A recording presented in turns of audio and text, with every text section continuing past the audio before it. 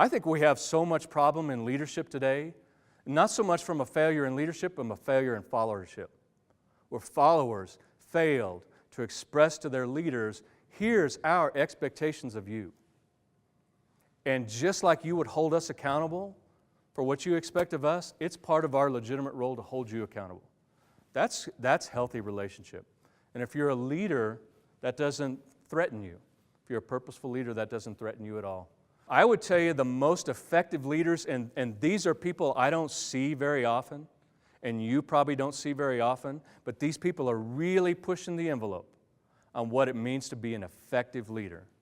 As not only are they clear in their expectations of others, and they clearly hold people accountable, but one of their expectations of others is, I expect you to hold me accountable. If you are not holding me accountable as a leader, you're not doing your job. You're not assuming full responsibility.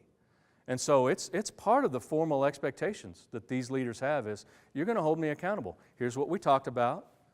Here's what I expect of you. Here's what you can expect of me. You know I'm going to hold you accountable. It's part of my job.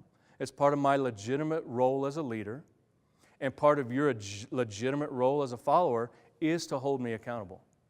That's really healthy, productive relationship. You know, unfortunately, accountability has gotten a bad rap. It's kind of a dirty word, and usually accountability means blame and flame, right? So when we talk about holding someone accountable, we're usually pointing the finger, blaming them, and then moving to punish them, right? But accountability can be as much about, you know, you're not performing up to my expectations. And it's part of my role to get you to where you perform up to my expectations. That's not going away. Your behavior must change. It must. Now, how can I help you get to that place where your behavior does meet my expectations? If I just point the finger at you and blame and flame, I've just abdicated all leadership. I'm not doing anything. That's the abdication of leadership. But when I am in relationship with you, I want to help you meet those expectations. I want to help you to be able to perform and behave in ways that we find acceptable. There is nothing you need to learn to be better at than how to learn. You need to learn how to learn. You need to learn how to change before change is forced upon you.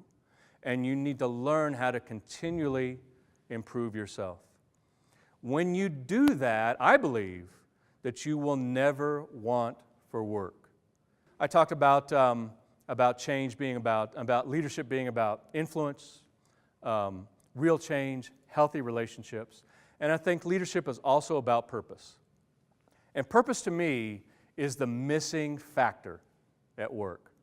So in my workplace, and probably in yours as well, we've had all these conversations about, you know, what's your mission?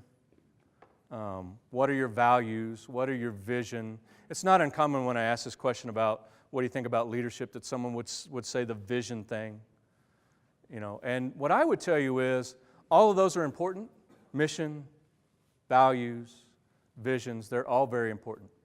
But they all change. They all change. Whereas purpose, why you do what you do, purpose, if you know why you do what you do, it never changes. It is steadfast. And I think leadership is a process. I really don't think it's about one heroic figure. I don't think it's just about one person, such that if that heroic, decisive figure is not on the scene, it relieves the rest of us of our responsibility.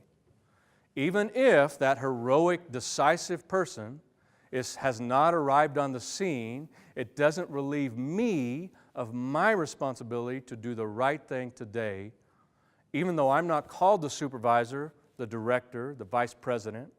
I have a role in this process, right? And so I think leadership is most healthy when we don't make it about one person.